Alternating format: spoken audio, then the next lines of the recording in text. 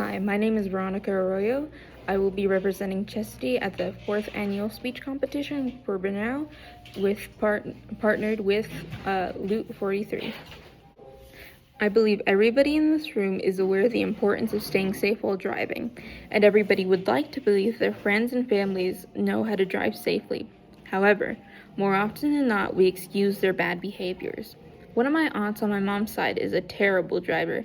She'll type on her phone while driving, she eats while driving, and she's so reckless on the road. But I'm left thinking, who am I to complain? I don't drive, and maybe it's dangerous, but her baby was crying, and music calms her down. And who cares if you eat? I mean, you're only taking your eyes off the road sometimes. I'm excusing it all, but I told myself I would speak up if needed. And when it comes to criticism, do we listen? Do we listen to the people telling us to do better, or do we dismiss them? On September 25th, 2025, an accident happened near my house. I live near a highway, and every so often there's a crash, but this was so much closer to home than usual. I don't have all the details, however, I do know a very young child passed away. This accident and my desire to help inform myself and others about the world around me drew me to this speech. Think about how many times you or your parents have put you in front of some guy who's trying to sell you on safety, or the importance of mental health, or even just legitimately trying to sell you something. Now think about how much attention you truly gave those people. Think about how those people tried talking to you and your peers. Did you and your peers truly take into consideration what they were saying? I don't doubt some of us did. However, I think the majority of people didn't care. Now, kids, drunk driving is bad, okay? Distracted driving is bad, okay? And that follows up with a few short questions of, is driving under the influence okay? Why or why not? And what did you learn? How did it help you?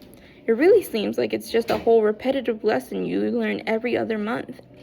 And the people sent to inform these kids about the dangers of the world come off as salesmen, an advertisement, or an excuse to get out of class. My peers tell me that they don't find these speeches and these speakers to be interesting, and that because of this, they often don't listen or don't care. Many said they thought these speeches involved topics that were important, but were common sense, and some told me that they find these speakers to be as bored as they are. A few of my peers were given a new perspective on topics because of the speakers, but not many. One of my peers told me that the only way to get our generation to listen is to make whatever we have to say entertaining. They say our theater teacher could make a good candidate for a guest speaker, and I agree, but for one reason. Our theater teacher clearly understands that teenagers are smart enough to understand why something is important, but also need a firm guidance.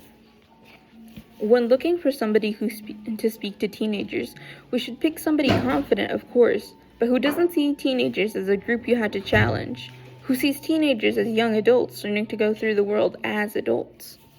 The National Highway Traffic Safety Administration and the Federal Communications Commission report that 325,000 people were injured due to distracted driving, and 3,275 of those cases were fatal in 2023.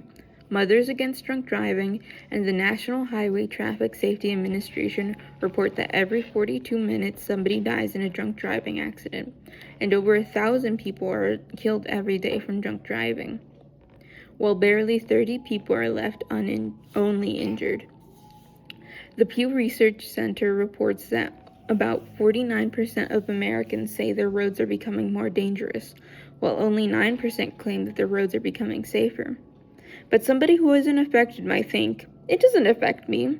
Do I really need to confront my auntie about her bad driving habits? And really, what are the chances that I or my friends get into a car accident? I drive safely, so I'll be fine. I'm just one person. Until you become one of these numbers, or until your friends become one of these many numbers. We need to understand something about our generation and people in general. We as a society are prone to making mistakes and being reckless. There might not have been 325,000 people who were distracted while driving. But if you're not paying attention, do you think you're just going to injure yourself, or do you think you're going to end up injuring a whole family who wasn't expecting a sudden swerve from a random car? And those 3,275 people who died are a mix of pedestrians, drivers who were taken off guard, as well as the drunk or distracted drivers themselves. And even if you think you drive safely, it doesn't mean everybody else does. You, that family member who is reckless, and that friend you know is irresponsible are all at risk of getting into a car accident. Don't just think about the other. Think about how you're driving too. Make an effort to drive safely.